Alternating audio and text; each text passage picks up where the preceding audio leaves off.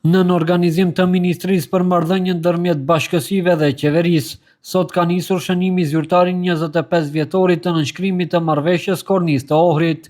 Ministri Agon Ferrati para mediave tha se ky 25 vjetor duhet të shfrytëzohet për të nisur diskutime më gjithëpërfshirëse për bashkëjetesën ndërmjet komuniteteve. Sipas Ferratit, Maqedonia e Veriut ka kapacitet që pa ndihmë të askujt t'i zgjidhë vetë problemet e saj të brendshme.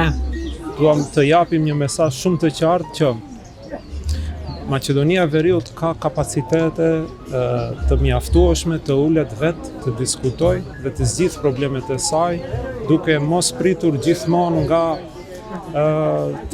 faktor të ndryshëm të jashtëm të vinë dhe të ofrojnë zgjidhje. Ferrati bëri të ditur gjithashtu se qeveria së bashku me ministrinë që ai drejton ka përpiluar një plan strategjik për rinin.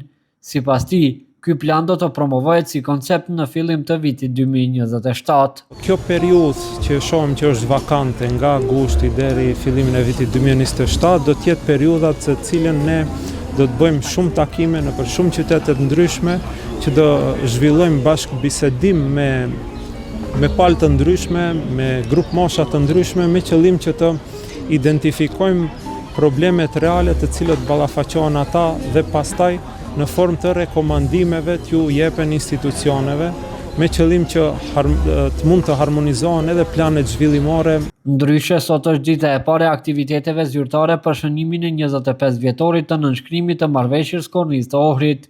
Qeveria ka parapar aktivitete për shënimin e këtij përvjetori edhe gjatë ditës së nesërme.